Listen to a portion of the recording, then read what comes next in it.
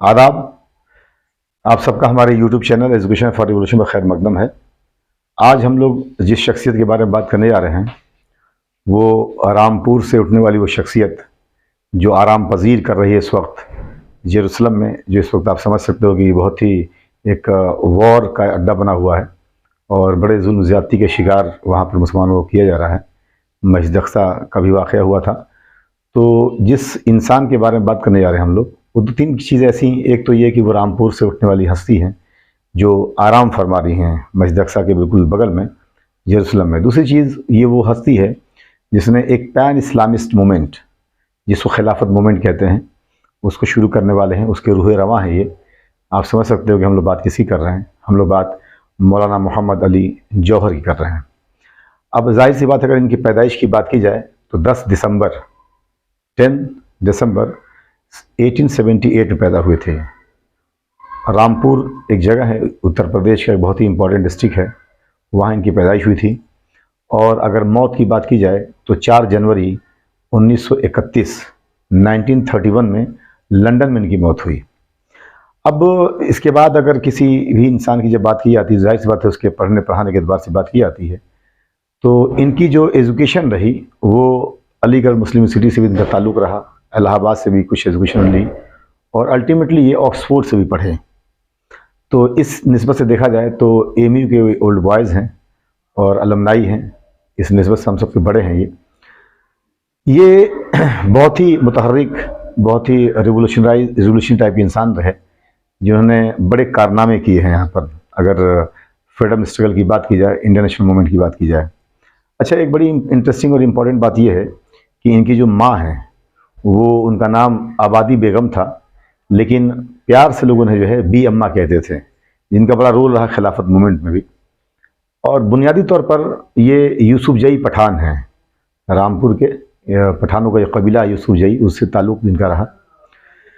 अगर हम लोग बात करें मौलाना मोहम्मद अली जौहर साहब के पॉलिटिकल उसकी इंडेवर कोशिश की, तो सबसे पहली बात तो ये कि 1906 में जो ढाका में मुस्लिम लीग की एक पहली मीटिंग हुई, उसमें भी ये शामिल रहे।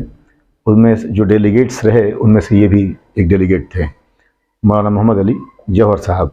लेकिन इनका ताल्लुकात और इनके जो है रिलेशन सिर्फ ऐसा नहीं है कि मुस्लिम लीग से रहे, बल्कि ये इंडियन नेशनल कांग्रेस के मेंबर रहे और 1923 में इंडियन नेशनल कांग्रेस के ये प्रेसिडेंट भी रहे। वो अलग बात है कि बहुत ही कम वक्फे के लिए रहे, बहुत कम समय के लिए रहे ये, लेकिन 1923 में ऑल इंडिया नेशनल कांग्रेस के ये प्रेसिडेंट भी रहे, मतलब अध्यक्ष भी रहे।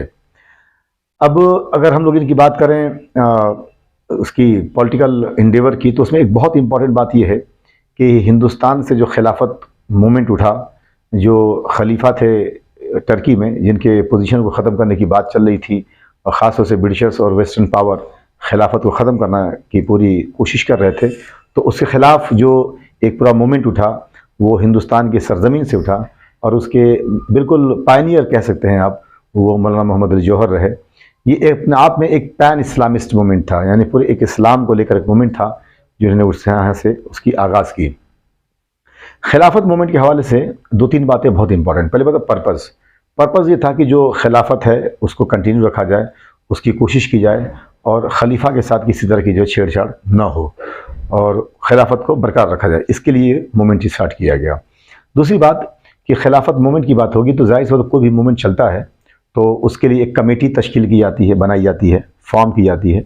तो खिलाफत कमेटी बॉम्बे बनाई गई 1919 में, और इस खिलाफत कमेटी की ख़ास बात ये रही कि इसके प्रेसिडेंट महात्मा गांधी जी को बनाया गया। तो खिलाफत मूवमेंट के जो मतलब आपके खिलाफत कमेटी है उसके चेयरमैन या अध्यक्ष कह सकते हो आप, वो महात्मा गांधी को बनाया गया ताकि एक हिंदू मुस्लिम यूनिटी जो है हिंदुस्तान में रह सके और एक अच्छा हवा और एक अच्छी फ़िज़ा यहाँ पर हमवार हो सके। खिलाफत मूवमेंट बहुत ही वाइब्रेंट मूवमेंट अपने आप में रहा। मुसलमानों ने बढ़ चढ़ के इसमें हिस्सा लिया और तमाम लोगों ने इसका सपोर्ट भी किया। ये नॉन कोऑपरेशन के साथ ही कैरी आउट किया। और जाहिर सी बात है, जब नॉन कोऑपरेशन को 1922 में चौरी चौरा इंसिडेंट के बाद कॉल ऑफ किया गया, तो ये भी अपने आप में धीरे धीरे इसके साथ ये भी कमज़ोर पड़ता गया। और अल्टीमेटली जो मुस्तफ़ा कमाल पाशा था, जिसने कि 1923 में आकर खिलाफत को ही ख़त्म कर दिया, तो ये खिलाफत मूवमेंट वहाँ से अपने आप में ख़त्म हो गई। लेकिन बहुत इंपॉर्टेंट बात यह है इसमें समझने वाली बात कि खिलाफत मूवमेंट को तकरीबन तमाम बड़े लीडर्स ने, जो हिंदुस्तान के जो भी बड़े लीडर्स थे उस ज़माने में, तकरीबन सब ने सपोर्ट किया।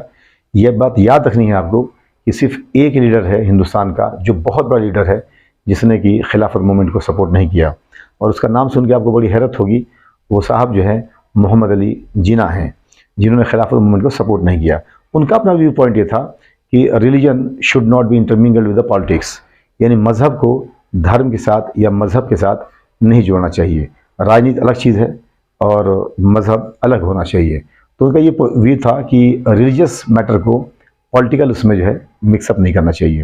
ये बड़ी हैरत की बात है, वही इंसान जिसके कंधे पर पाकिस्तान के बनाने की बात आती है, वो एक वक्त ऐसा भी था जिसने खिलाफत मूवमेंट जैसे एक पैन इस्लामिस्ट मूवमेंट को सपोर्ट नहीं किया। ये बहुत इंपॉर्टेंट बात है। यूपीएससी तक में ये सवाल पूछ चुका है कि खिलाफत मूवमेंट को इनमें से which of the following leader had not supported the खिलाफत मूवमेंट, तो उसमें नाम आता है मोहम्मद अली जिन्ना का। खिलाफत मूवमेंट जो चला, इसमें जो बहुत नुमाया कारकर्दगी रही दोनों भाइयों की, मौलाना मोहम्मद अली जौहर और शौकत अली जौहर की, इन लोगों को अली ब्रदर्स के नाम से जानते हैं।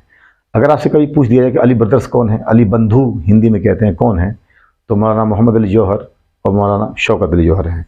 ये दोनों लोग जो है भाई हैं और ये बहुत ही इंपॉर्टेंट रोल इन्होंने प्ले किया। तमाम लीडरशिप ने इनका सपोर्ट किया। जैसे मैंने बताया आपको, मिस्टर जिन्ना ने, जो मोहम्मद अली जिन्ना हैं, उन्होंने इसको सपोर्ट नहीं किया। मैंने बता दिया आपको क्यों नहीं किया। अब अगली बात कि जब राउंड टेबल कॉन्फ्रेंस स्टार्ट हुआ इंग्लैंड में, जो ब्रिटिश प्राइम मिनिस्टर थे रैमसे मैकडोनाल्ड, उन्होंने राउंड टेबल कॉन्फ्रेंस कॉल की ब्रिटेन में, ताकि इंडियन लीडरशिप से बात की जा सके कि इनको और किस तरह से चीज़ें जो कॉन्स्टिट्यूशनल एतबार से और क्या क्या रियायतें या फैसिलिटीज़ दी जा सकती हैं।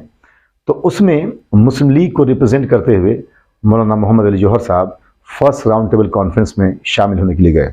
बड़े कमाल की बात यह है कि इन्होंने जो आर्गूमेंटेशन की है वहाँ पर, इतना ज़बरदस्त आर्गूमेंटेशन किया कि जो प्राइम मिनिस्टर रैमसे मैकडोनाल्ड था वो ये बात कहने पर मजबूर हो गया, yes we want to give you freedom, मतलब हम चाहते हैं कि आपको आज़ादी दें।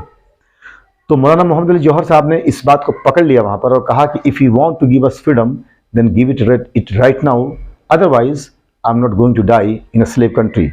कहा कि अगर देना है तुम्हें आज़ादी तो हमें अभी दो आज़ादी, वरना हम गुलाम मुल्क में मरने नहीं जाएंगे। अब अल्लाह की मर्ज़ी देखिए हुआ क्या कि रैमसे मैकडोनाल्ड फिर जाहिर सी बात है अपने स्टेटमेंट से या अपने व्यू पॉइंट से वो पीछे हटा और वो इफ़ एंड बट की बात करने लगा, जिससे इनको बहुत सदमा हुआ। सदमा ये हुआ कि मैंने जो कोशिश की, जिस तरह से आर्गू करके इसको यहाँ तक ले आया था, इसने बात तो कह दी थी कि हम आपको आज़ादी देना चाहते हैं, लेकिन अब ये से पीछे हट रहा है। इनको तकलीफ़ हुई और ये होटल में इनके हार्ट अटैक हो गया था और हार्ट अटैक से ये इंतकाल कर गए थे। 4 जनवरी 1931 में इनका डेथ हो रहा है। राउंड टेबल कॉन्फ्रेंस के टाइम पर ही हुआ है। अब एक बड़ा हंगामा से क्रिएट हुआ कि क्या किया जाना किया जाए। ब्रिटिश गवर्नमेंट चाहती नहीं थी कि हिंदुस्तान में इनकी लाश आए, क्योंकि यहाँ आता तो बहुत हंगामा से क्रिएट होता, एक बहुत बड़े फिगर बन चुके थे। तो आलम इस्लाम के लोगों ने और इनके रिलेटिव्स ने भी ये कहा कि कम से कम आप इनकी लाश को हमें दीजिए। तो इनकी लाश को दी गई और इनको जेरूसलम में ला के दफन किया गया। एक बहुत बड़ी बात अपने आप में है ये। मस्जिद अक्सा के बिल्कुल लगे हुए, उसके कंपाउंड से लगे हुए इनको दफनाया गया। रामपुर से उठने वाली खाक जो मैंने आपसे अभी कही थी, वो तस्कीन पजीर है, आराम फरमा रही है जेरूसलम में। अगर हम लोग इनके लिटरेरी कंट्रीब्यूशन की बात करें तो बहुत ही एक्सेप्शनल अपने आप में ये जर्नलिस्ट हैं। इन्होंने द टाइम्स के लिए बहुत सारे आर्टिकल्स लिखे उस ज़माने में, आप अंदाज़ा लगा सकते हो। द मैनचेस्टर गार्जियन के लिए इन्होंने बहुत सारे आर्टिकल्स लिखे, इवन कि द ऑब्जर्वर्स के लिए इन्होंने बहुत सारे आर्टिकल्स लिखे जो पब्लिश हुए। बहुत ही मायनाज जर्नलिस्ट रहे हैं ये। इंडिया में इन्होंने 1911 में एक पेपर चलाया, इंग्लिश वीकली पेपर था वो, द कॉमरेड। इस पेपर की खूबसूरती और ख़ासियत ये थी कि ये पेपर बहुत जल्दी, इसके बहुत सारे सब्सक्राइबर हुए, सब्सक्रिप्शन बढ़ गया इसका। इवन कि इंग्लैंड तक में इस पेपर को, जो कॉमरेड था, बहुत पसंद किया जाता था। तो ये बात याद रखनी है कि जो इंग्लिश पेपर है कॉमरेड, इसको स्टार्ट किया मौलाना मोहम्मद अली जौहर ने, कलकत्ता से स्टार्ट किया था 1911 में। दूसरी इंपॉर्टेंट बात कि जब ये शिफ्ट हुए कलकत्ता से दिल्ली के लिए, तो दिल्ली में आने के बाद इन्होंने 1913 में एक और पेपर स्टार्ट किया जिसका नाम है हमदर्द। अभी हमदर्द जो है उर्दू में है, ये भी वीकली पेपर रहा और ये उर्दू में रहा। तो याद क्या करना है, ये दोनों पेपर्स, कॉमरेड इंग्लिश में और हमदर्द उर्दू में, इन दोनों पेपर के निकालने वाले इसके एडिटर जो हैं वो मौलाना मोहम्मद अली जौहर साहब हैं। ये फिर इसके बाद अगर इनके कंस्ट्रक्शन या कंस्ट्रक्टिव रोल्स की बात की जाए कि किन चीज़ों में उन्होंने किया, तो जामिया मिलिया इस्लामिया की अगर बात की जाए तो उसके one of the important figures में से जो फाउंडिंग फादर्स माने जाते हैं उनमें से मौलाना मोहम्मद अली जौहर साहब भी शामिल हैं। और JMI जो आज आपको दिखता है जामिया मिलिया इस्लामिया, उसके अगर की बात की जाए कि उसके अगर बुनियाद देखी जाए तो उन बुनियादों में इनका भी अपना कंट्रीब्यूशन मिलेगा। अब जाहिर सी बात है, जो इंसान जिसे हमने बताया कि पैदा हुआ है तो इंतकाल भी करेगा, तो जाहिर सी बात इनका भी इंतकाल हुआ और ये लंदन में इंतकाल किए थे। हम लोग बात कर ही चुके हैं इस बारे में। तो ये कुछ इंपॉर्टेंट बातें थीं ख़ास तौर से मौलाना मोहम्मद जौहर साहब के बारे में जो आपको याद रखनी है। इनसे रिलेटेड अगर बात की जाए तो रामपुर में आज़म खान साहब ने इनके नाम से मौलाना मोहम्मद अली जौहर यूनिवर्सिटी बनाई और माशाल्लाह यूनिवर्सिटी है। वो अलग बात है कि वो यूनिवर्सिटी इस वक्त जुल्म ज़्यादती का शिकार हो रही है। इसमें कहने से हमें कोई गुरेज नहीं है कि एक ऐसा इदारा जो एक इतने बड़े फ्रीडम फाइटर और नेशनलिस्ट लीडर के नाम पर बना हो, उसके साथ भी छेड़छाड़ किया जाना, आप समझ सकते हो कि ये किस हद तक नफरत फैलाई जा रही है या किस हद तक नफरत की जा सकती है। तरह तरह के बहाने बना के आपको आज़म खान से परेशानी है, आप आज़म खान से जो करना करिए, लेकिन एक एजुकेशनल इंस्टीट्यूट के साथ इस तरह की बदतमीजी किसी को नहीं करना चाहिए, चाहे कोई भी हो। और उसके साथ जो है ये सौतेला व्यवहार नहीं होना चाहिए, क्योंकि एजुकेशन सबकी ज़रूरत है। अगर आप अपने लोगों को एजुकेशन नहीं दे पाओगे तो जाहिर सी बात है आप अपने लोगों को कमज़ोर करेंगे।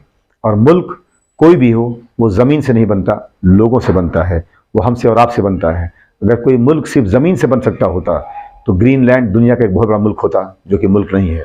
क्योंकि मुल्क जो बनते हैं, जो नेशन या देश बनते हैं, वो लोगों से बनते हैं, सिर्फ ज़मीन से नहीं बनते हैं। और जब लोगों से बनेंगे तो जाहिर सी बात है किसी भी कंट्री के लोग अगर एजुकेटेड हैं, शिक्षित हैं, तालीम याफ्ता हैं, तो वो मुल्क अपने आप में मजबूत मुल्क होगा।